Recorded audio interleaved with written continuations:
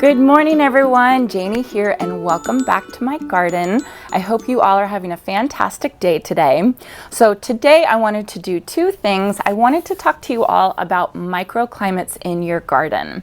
I live in Northern California, zone 9B, and I get lots of comments on YouTube and then lots of comments from people just walking by my house asking how I plant certain plants here in our zone. And the way that I do that is I really focus on microclimates in my garden. And I wanted to talk to you all about this because you all have microclimates in your garden as well. So, you know, we all have our own zones, and then if a plant is not hardy down to your zone, then it's considered an annual. It'll only live during the warm season, but then the coolness of your winter will kill it over the winter, and then it will die and it won't come back the next year. The same thing for plants that have hardiness zones to just below you. If your hardiness zone is too high, those plants might not be able to survive for two reasons. One, it might not bloom the next year because it might not get cold enough over the winter, and that's something that, you know, I'm kind of messing with, but not really. It's kind of a hard thing to work around. But then also the hot sun might be too much for a certain plant.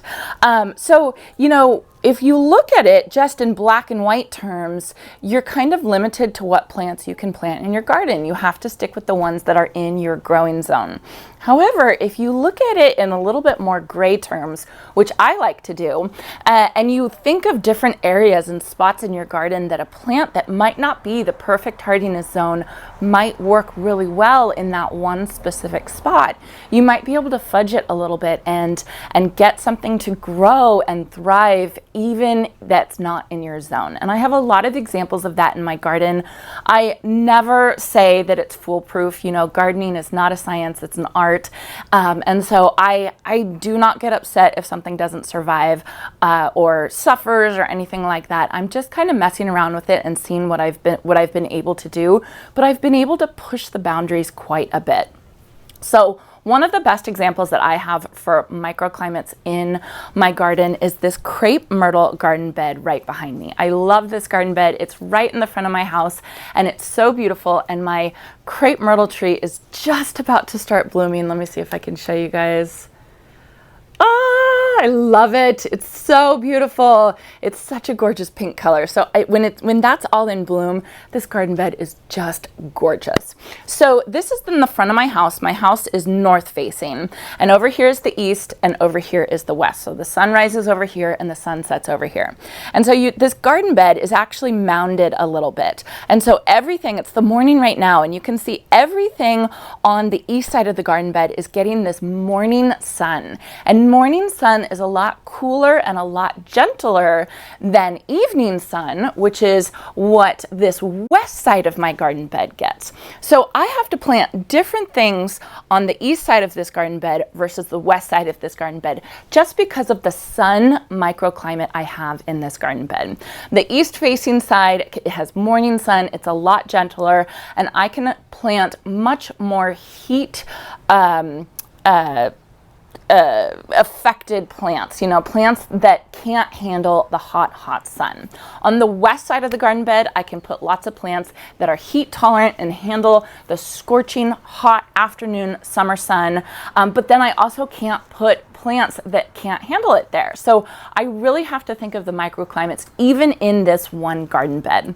But by doing that, I'm able to plant plants like Veronica, I'm able to plant foxglove, I'm able to plant foxtail fern and have it absolutely thrive in this spot. So it's something that if you start looking at it in a gray terms, you know, instead of just black and white, you can really get a lot more plants into a garden bed or into your garden that you might not be able to do if you just read the plant tag and follow it exactly. Let me show you a couple more examples. Okay, so I am now right in front of my front door, and you can see I have this beautiful Wichita blue juniper right here that I'm noticing I do have to stake, and I will get on that. But this Wichita blue juniper, I absolutely love. It has this gorgeous silvery blue tinge to it, and I'm just so attracted to it. I think it's exactly what this front garden bed needed, and I think it's beautiful, and I love decorating it for Christmas, and I just love this plant. And I've got gotten a lot of comments of people saying, how on earth did you plant a Wichita blue juniper? It is a zone 3 through 7 and I'm a zone 9. So that is 2 zones below my zone. Well, first of all, you know, it's a juniper, so it's pretty hardy. It can handle some torture. I'm sure that this tree plant would do so much better if I was in a zone 7, but I'm not. I'm in a zone 9B. But I'm going to mess around with it. I'm going to play around with it. I'm going to try and plant it in a spot where it can thrive. And the other thing I do have to say is they do sell this plant at my local garden center, and they sell a lot of them. So I know that it's possible. I'm not just you know, out from left field here. It is possible. You just kind of have to think about what you have to do. So this plant, or tree, I'm not, the tree, this tree is planted right in my front yard. And let me show you, I have the front facade of my house right here, which is on the south side of that Wichita blue juniper. And then if I turn you guys around this way, I also have this wall. So this is in a little corner of my house, and this wall is over to the west side of this Wichita blue juniper. So I have walls that protect this juniper from the south facing sun and also from the west facing sun. So the 2 hottest parts or directions the sun's coming from, this Wichita blue juniper is being protected, and it's getting this nice gentle morning sun, and I think that that's why it's thriving. So yes, it's only rated a zone 3 through 7, but so far it's doing really, really well here. I just have to really think about it when I'm going to plant it. And I knew this was one of those plants that I knew I wanted. I knew I wanted it. I was yearning to have this beautiful blue foliage in my garden. I think it's so, so beautiful. And so I had to find a place for it in my garden, and I think I did just that. So in addition to having microclimates for sunlight, right, depending on where the sun is and where your plant is shaded or protected, there's also microclimates in your garden for water requirements. And the really good example that I have for this is this little garden bed that I have. I'm still by my front door. This is my front window box. And then this garden bed under here, I like to call my Hosta Garden Bed. It's a shade garden bed. I have lots of hostas in here. I have some cyclamen. Let me show you that, because I actually have a cyclamen that's blooming right now, which is crazy. Cyclamen usually blooms in the winter time, so they're funny. They're funny little plants. I also have this beautiful ostrich fern that I had in my backyard, and it was in too much sun, so I needed to move it to another microclimate in my garden. But this microclimate, this garden bed that I have right here, it is bordered on both sides by bits of concrete. So I have the concrete for my foundation of my house, and then I also have this walkway right here that's concrete as well. So that limits the amount of drainage that this garden bed has. So the moisture in this soil, it stays moist way, way longer than other parts of my garden bed. So plants that like more moisture and like to have their roots constantly wet, or moist, I should say, not wet, they are thriving in this garden bed, such as hostas and this ostrich fern. If I was to put these in other places that had drier soil, even if they had just as much shade, they might not be doing as well because they like more moist conditions. So you really have to think about that. You have to think about, if you have a certain plant that you want to put in a certain spot, where would the best spot be for your garden, right? And even just a tiny little sliver of a garden bed like this can make a huge difference just based on the environmental factors that are around the garden bed. The other thing you have to think about is, are we thinking about a raised bed or are we thinking about in-ground planting? My front annual swoop is in a a stone raised bed. And a stone raised bed is obviously going to stay warmer than anything in the ground. The ground is going to insulate it more and keep it nice and cool. But then it's also going to stay drier because there's more places for the water to drain, and the heat is going to dry it out a lot quicker. So that's something that I have to think about while I'm planting in this annual swoop. I also think that's what allows me to plant all these annuals right in front of the lawn that gets watered 3 days a week. So these annuals get watered every day, plus it has the overspray of the lawn. But I think because it's in a raised stone bed like this, it can handle all that excess water. So the point I'm trying to make with today's video is that there are a lot of different components that make up microclimates in our gardens. It's not just about sun, it's not just about moisture. It can also be a microclimate of the type of soil you have. Maybe in one part of your garden, you have really heavy clay soil that holds onto the water, and then another part, maybe that's up on a little hill or something like that, drains really quickly and is a lot more loamy, and different plants are gonna thrive in the different parts of your garden. There's also different nutrient components and pH levels in gardens.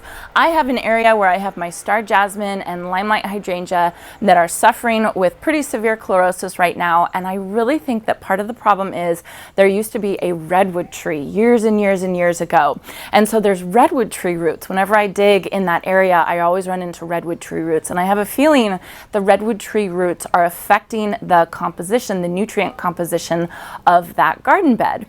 So you kind of have to just think of that. There's many other components, like I was saying, that make up the microclimates, and they all work together. So it's something, it's kind of like a puzzle. It's the gray area. It's not black and white that you have to think about.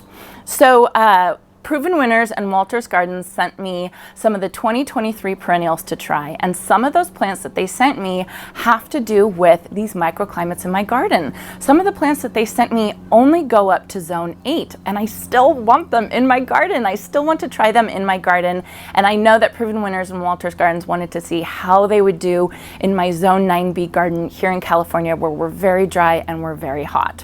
One of those plants, and I have to say, you cannot get this plant this year.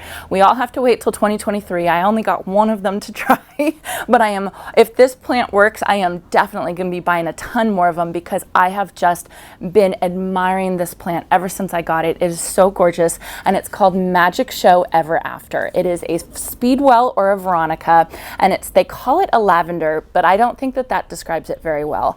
It's kind of like an iridescent white that fades into a lavender on these blooms. It's absolutely gorgeous.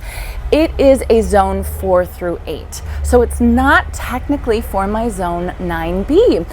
I want this plant. I want this plant in my garden. So I was planning to find a place in my garden a microclimate that acts more like a zone 8, and I have the perfect spot, and it's right here in my Crepe Myrtle garden bed. I know it's the perfect spot because I've actually already planted a couple other Veronica, just the generic white wands Veronica, in that spot, and it's thriving and it's doing beautiful. Magic Show Ever After is full sun to part sun, and they say that it actually blooms better in full sun. So I think I will be sacrificing some of the blooms just because I'm putting it in technically a part sun area. This side of the garden bed, the east side of the garden bed, gets morning sun, but once it hits noon, the Crepe Myrtle tree totally blocks it from the shade, and then because it's kind of mounded a little bit, the hill, and all the foliage that's on top of the hill shade this side of the garden bed. So it's the perfect microclimate. Magic Show Ever After also likes some moist soil, so I'm going to make sure that I have a drip emitter pointed right to it so that the soil stays nice and moist for it, and I'm just excited to see how it does. This one actually stays pretty short. It stays 14 to 16 inches tall, and it's 12 to 14 inches wide. I just think that this plant is so beautiful. I'll put a couple more pictures on the screen of it just so that you guys can see exactly what it looks like, because it is just fantastic, and I can't wait for 2023, and I hope that this works. I think that I'm going to actually fill out this garden bed with quite a lot of these. So what I'm going to do right now is I'm going to get this Magic Show Ever After in the ground, and get that emitter to it and get it in its little microclimate that hopefully will act like a zone 8. So here's the garden bed where I'm going to plant it, and you can see I'm going to put it right there in that little spot.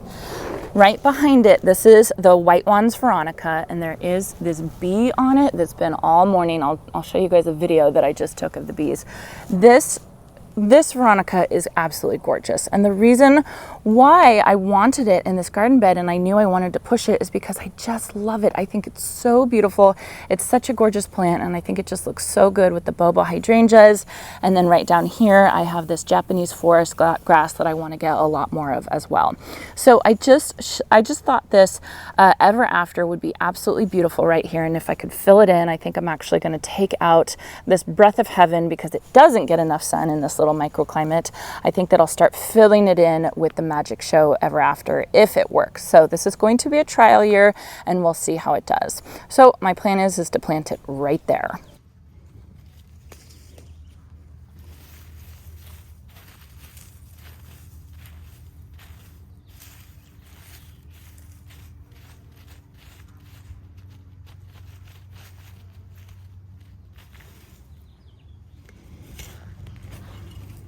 Ooh, ran into some ants. So I'm actually going to add some compost to the area because I think that this organic matter will also help keep in the moisture, which the Ever After will love. Oh my gosh, there's ants all over here, you guys. Work quickly so I don't get ants in my gloves. All right.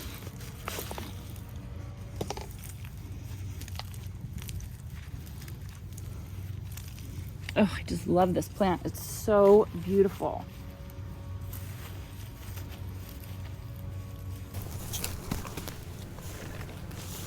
I forgot, I was also going to add some of the continuous release plant food.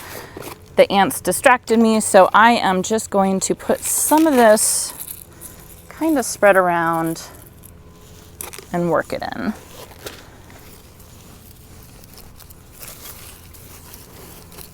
Okay, and you can see I have the drip tube right here, so I'm just going to connect into that and then put the emitter right above here so that there's a little slope right here. So with the emitter right above the plant, that is going to have the water run down to it, and I won't risk having the water run away from the plant. All right, isn't that pretty right there?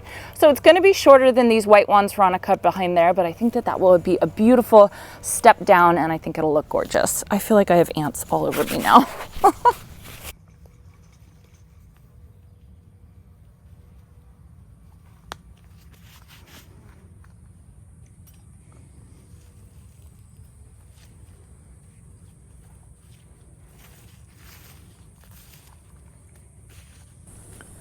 All right, all done. That was easy, except for the ants. I feel like I have ants all over me right now.